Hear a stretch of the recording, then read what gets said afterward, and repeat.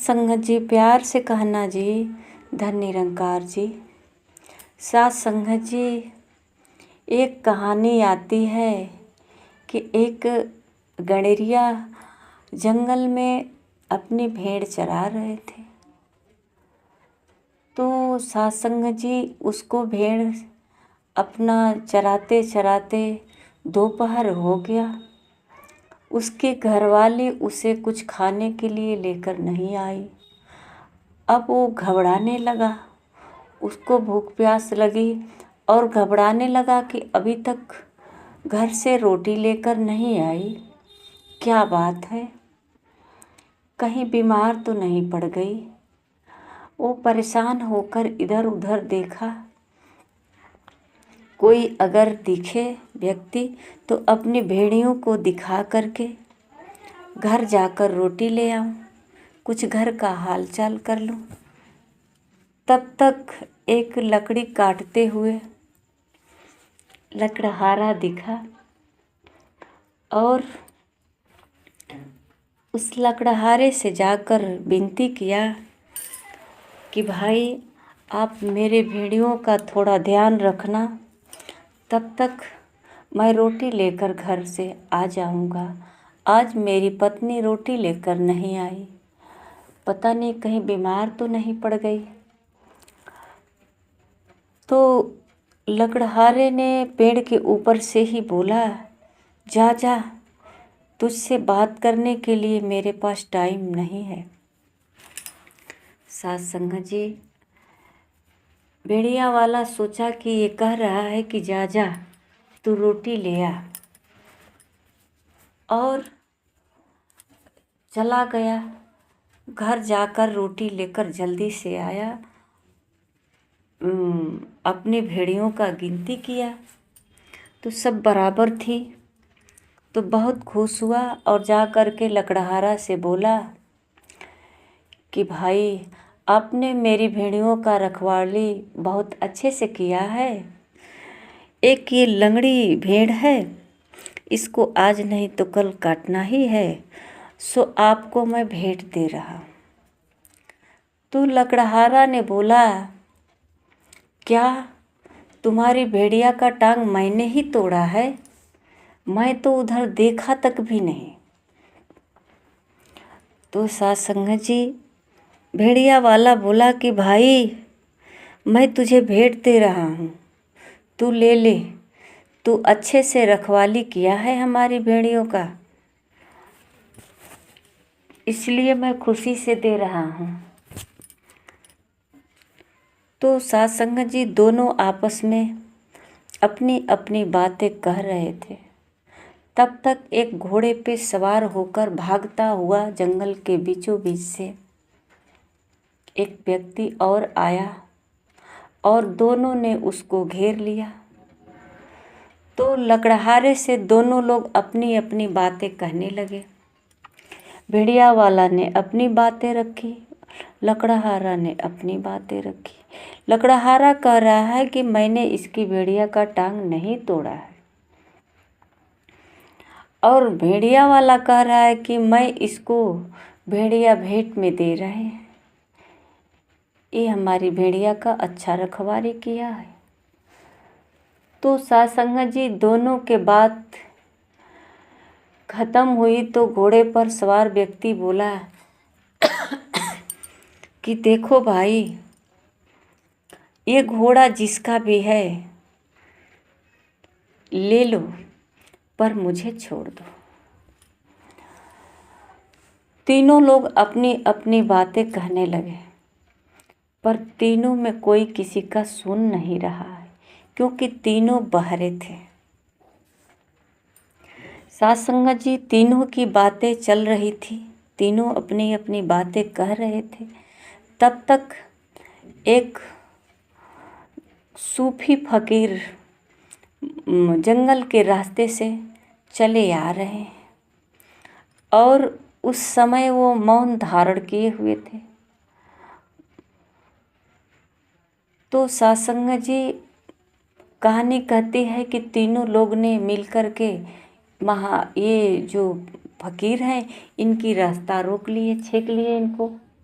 और तीनों अपनी अपनी बातें कहने लगे।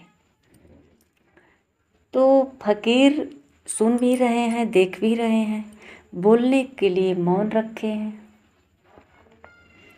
तो तीनों की बातें सुन करके जैसे ही अपनी नज़र घोड़े पे सवार व्यक्ति पे डाले, वो भय के मारे घोड़े से छलांग मारकर भाग गया। फिर फकीर ने जब लकड़हारे पे नज़र डाला तो लकड़हारा ने वहाँ से भयभीत होकर, बाप रे, ये व्यक्ति कैसा है, लगता है कि आँखों से ही निगल जाएगा। ये मौन जो रखे हैं, बोल नहीं रहे हैं, तो इनकी सारी एनर्जी आँखों में थी, इसलिए आँखों से ही इशारा किया और वो भाग गया। जब गड़ेरिया पे नज़र डाले वो भी भाग गए, तीनों भाग गए और ये अपने रास्ते पे चलते रहे। साथ संगत जी, महापुरुष समझा रहे हैं कहानियों के माध्यम से कि आज संसार में इसी तरह से, वो तो केवल 3 ही बहरे थे, आज इतने सारे बहरे हैं कि सब लोग केवल अपनी कहने पर लगे हैं, सुनने के लिए कोई राजी नहीं है। बैठे तो हैं, पास में खड़े हैं, एक साथ हैं, पर सुन नहीं पा रहे हैं, सब बहरे हैं। सारी बातें सुन रहे हैं, पर जो महापुरुषों का कथन है, जो महापुरुषों का इशारा है, ये नहीं सुन पा रहे। सब अपनी अपनी कहानियाँ, कथा कहते जा रहे हैं। महापुरुषों का इशारा क्या है, ये नहीं सुन पा रहे। साथ संगत जी, कोई वेशभूषा पे भागता है, कोई चमक दमक पे भागता है, कोई ज़्यादा चहलकदमियों में खुश रहता है, पर संत जन जो होते हैं, ये मौन से ही अपनी मंजिल तक पहुंचा देते हैं। मानव की मंजिल इशारों से ही पहुंचा देते हैं। साथ संगत जी, संतों का कथन है कि ये जो मानव जीवन मिला है, सुनो ध्यान से। महापुरुष कथा कहते हैं या कोई कहानियाँ कहता है तो कहता है सुनो, सुनिए। मानो कोई बहरा है, लेकिन ऐसा इसलिए कहते हैं कि उस व्यक्ति का ध्यान कहीं और होता है, इसलिए बार बार कहते हैं कि सुनिए। साथ संगत जी कहते हैं कि ये जो मानव जीवन है, इस मानव जीवन में ही सुन सकते हैं, समझ सकते हैं, और इसको कर्म रूप में अपने जीवन को सफल बना सकते हैं। कहते हैं कि मुख से साबुन साबुन कहकर मुख अपना कोई धोता ना, भर भर बर्तन बाहिर फेंको दूर अंधेरा होता ना। मुख से अगर साबुन साबुन कहते रहेंगे तो ऐसे तो गंदगी साफ नहीं होगी, हाथ पैर का या मुंह का, मुंह नहीं धो पाएंगे। साबुन को हाथ पैरों में लगा करके धोना पड़ेगा, तब साफ होगा। कहते हैं भर भर बर्तन बाहर फेंको। कोई बर्तनों से अंधेरा को कभी बाहर नहीं फेंक सकते, इसको कोई हटा नहीं सकता है। इसके लिए एक तिल ही काफ़ी है। जन्मों जन्मों का अंधेरा, बहुत पुराने महल हो, अगर कोई आता है वर्षों बाद, एक तिल जला देने से, एक दीपक के जलते ही उजियारा हो जाता है घर में। इसी प्रकार महापुरुष कहते हैं कि जन्मों जन्मों का, और ये बात आज ही नहीं बहुत पुराने कथन है कि सन्मुख होई जीव मोहि जबहि, जन्म कोटि अज्ञासहि तबहि। जन्मों जन्मों का पाप कट जाता है जब सन्मुख हुई जीव, जब गुरु की तरफ मुख होता है, जब परमात्मा की तरफ मुख होता है। सत्संग जी शहंशाह जी अपनी बाड़ी में फरमाते हैं, मानव तन में परमेश्वर की हो पहचान आवश्यक है, अवतार गुरु से जो मिलता ऐसा दान आवश्यक है। संतों ने जो नाम दान की बात कही है, सत्संग जी ये तो पहले भी बताया गया है कि कलयुग केवल नाम आधारा, सुमिरी सुमिरी नर उतरहि पारा। कलयुग में नाम का आधार लेकर के स्मरण मात्र से जन्मों जन्मों का पाप कट जाएगा। ये मानव तन में कहते हैं कि पहचान आवश्यक है। जो 84 लाख योनियों की बात महापुरुष कहते हैं कि बार बार जन्मना, मरण जन्म मरण जो होता आ रहा है, यही नरक है। माँ के गर्भ में पड़ना ही नरक में पड़ना होता है। और जन्म के समय जो जन्म के समय जो कठिनाई होती है, मृत्यु के समय जो कठिनाई होती है, जो पीड़ा होती है, इन पीड़ाओं से मुक्ति की बात कहते हैं। सत्संग जी कहते हैं कि मानव तन में परमेश्वर की पहचान आवश्यक है। मानव तन के अंदर क्या परमात्मा है? मानव तन में परमेश्वर की हो पहचान आवश्यक है। सद्गुरु के ये इशारा यही हो रहा है कि मानव तन में यानी परमात्मा है। परमात्मा को मानव तन में जान सकते हैं। मानव तन से नहीं कहा गया कि मानव तन से पहचान किया जाए, मानव तन में पहचान की बात। मानव तन के अंदर जो क्रम चल रहा है, बोलने चालने, हंसने बोलने, खाना सोना, बातें करना, ये सत्संग जी कौन करता है? ये महापुरुषों ने राज खोला है। ये महापुरुषों ने इस लक्ष्य को प्राप्त किया है, मानव जीवन में प्राप्त किया है। और जैसे ही प्राप्त हुआ, अपनी बीड़ा उठा लिए कि इस संसार को जगाने का, ये संसार जो भ्रमित है, अंधकार में है, इसे प्रकाशित करने का बीड़ा उठाए। सत्संग जी बाबा हरदेव सिंह जी महाराज कहते हैं कि ये मानव, तुझे मानव जीवन मिला है, सोचने समझने की शक्ति मिली है, तो सोच ले कि तू खुद अंधकार में रहेगा या प्रकाश में, औरों को अंधकार में रखेगा या प्रकाश में रखेगा। खुद जो है दर्द से पीड़ित रहेगा या औरों को मरहम बन करके दर्द से राहत दिलाएगा।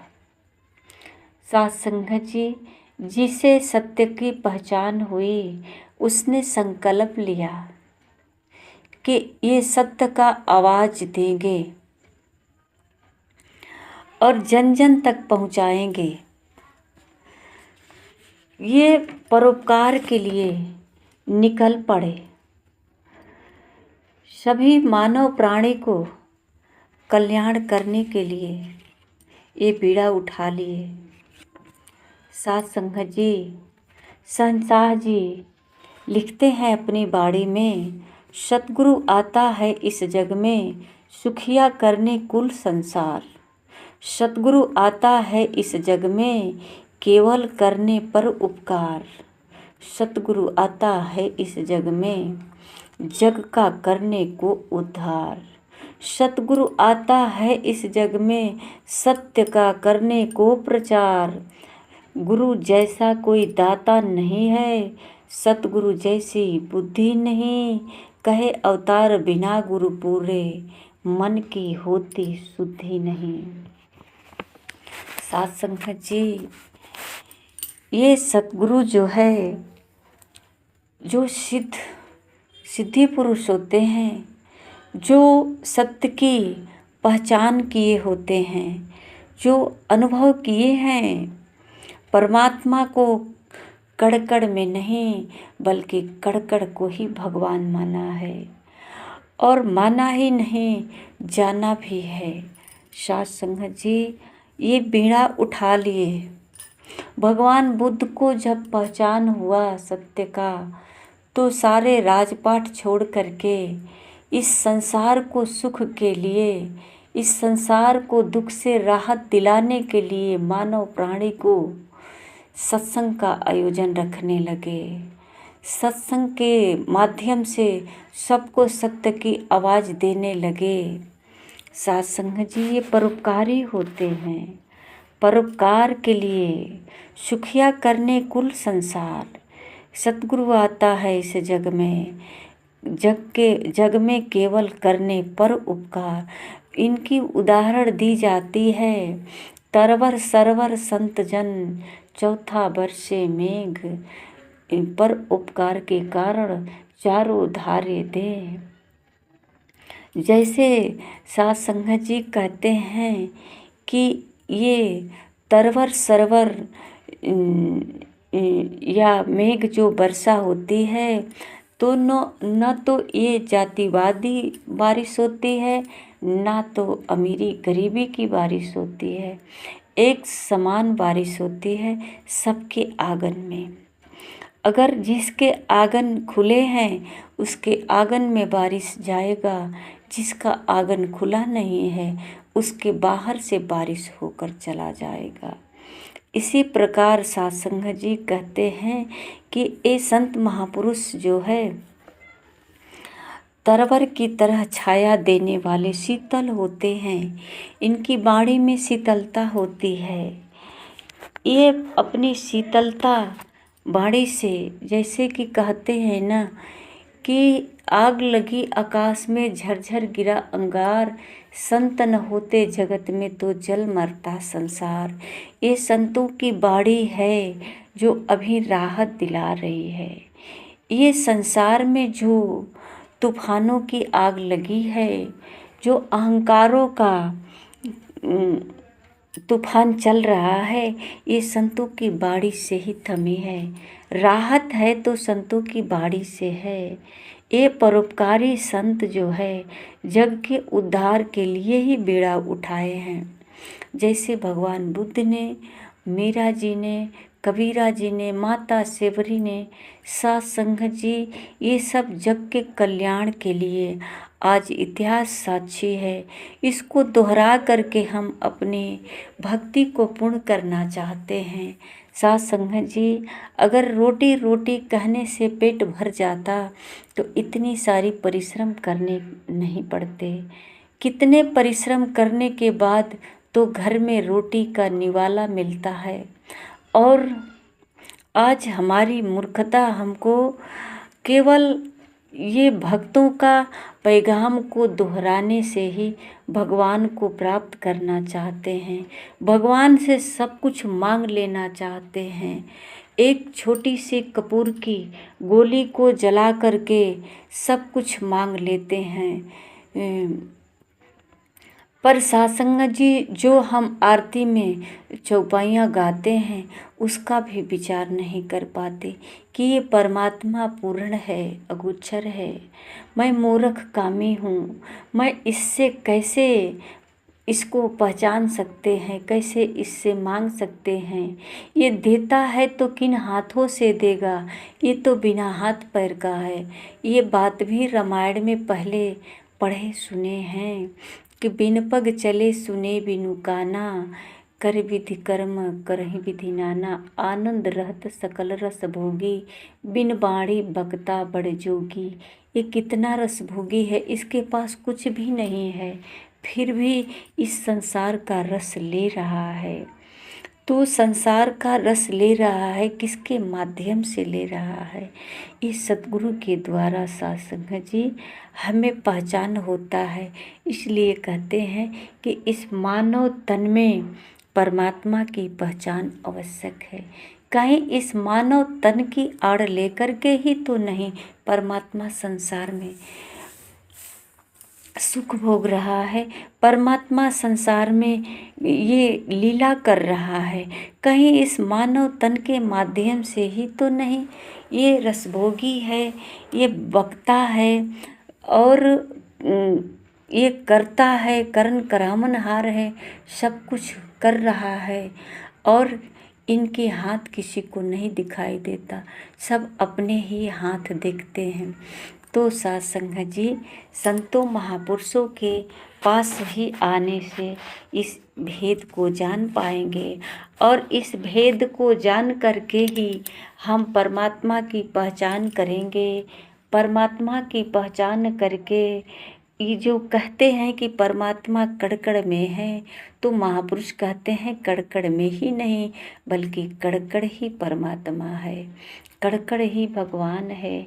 साध संगत जी तो कड़कड़ में परमात्मा है, इसे महसूस करने की मेरे पास शक्ति नहीं और देखने की आँखें नहीं। तो साध संगत जी भगवान कृष्ण अर्जुन को कह रहे हैं कि ये चरम चक्षु से नहीं देख सकते, इसके लिए दिव्य दृष्टि की ज़रूरत होती है। और ये दिव्य दृष्टि तत्वदर्शी गुरु के पास जाओगे और उनका दंडवत प्रणाम करके उन्हें रिझाओगे, खुश करोगे, तब जा कर के ये दान देंगे।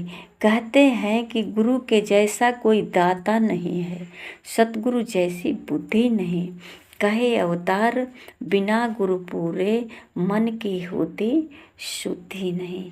ये महान दानी है, महादाता है, इसके जैसा कोई नहीं है।